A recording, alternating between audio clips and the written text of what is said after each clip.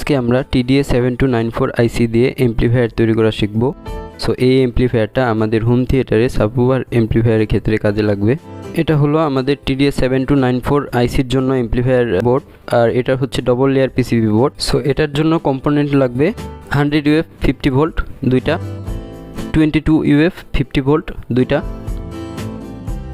10 UF 63 volt, এখানে 50 volt use করতে পারবেন দুইটা, 104 PF তিনটা,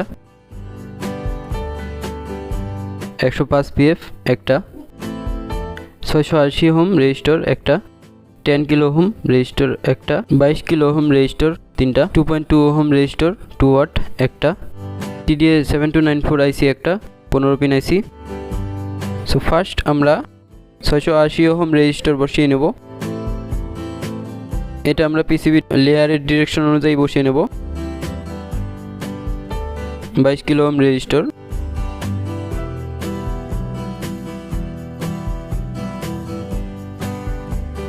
22 kilo ohm resistor,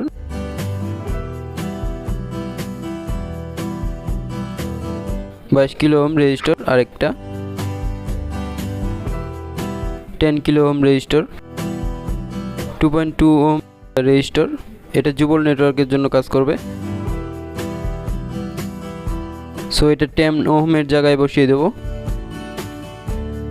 22 UF 50 volt, এটা এই ডিরেকশনে বসিয়ে দেব। TDA7293 এর ক্ষেত্রে ডিরেকশন চেঞ্জ হয়ে যাবে। 22 UF 50 ভোল্ট, 10 UF 50 ভোল্ট,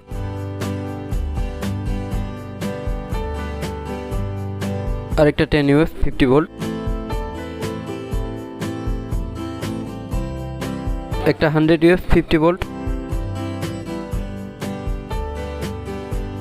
আরেকটা 100 UF 50 ভোল্ট। সব ক্যাপাসিটরের পোলারিটি চেক করে আমরা ইনস্টল করব। 105 PF,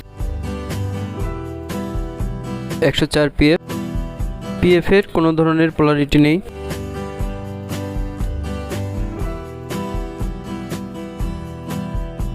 আরেকটা 104 PF, আরেকটা 104 PF। মোটামুটি আমাদের সব কম্পোনেন্ট ইনস্টল হয়ে গেছে। এখন আমরা কম্পোনেন্টের লেগগুলো কেটে নিয়ে সোল্ডারিং করব।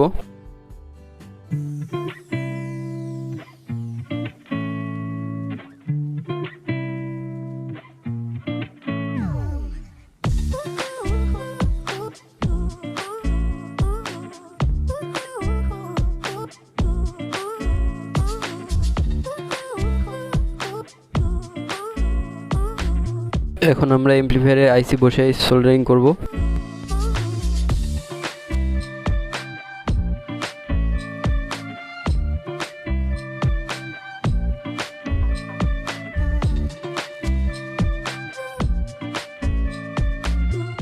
পিসিবির মধ্যে সব ধরনের কানেকশন দেওয়া আছে।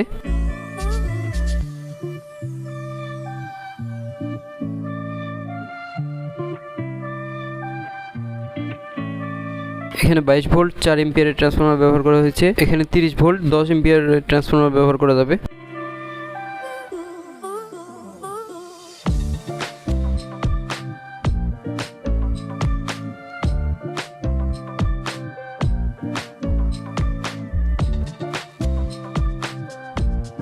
আমরা এটা ক্যাবিনেটে ইউজ করব না। সো ক্যাবিনেটে ইউজ করতে গেলে আপনাদের এই ধরনের আইসোলেটর ব্যবহার করতে হবে। আমরা অনেকেই এটাকে মাইকা বলি।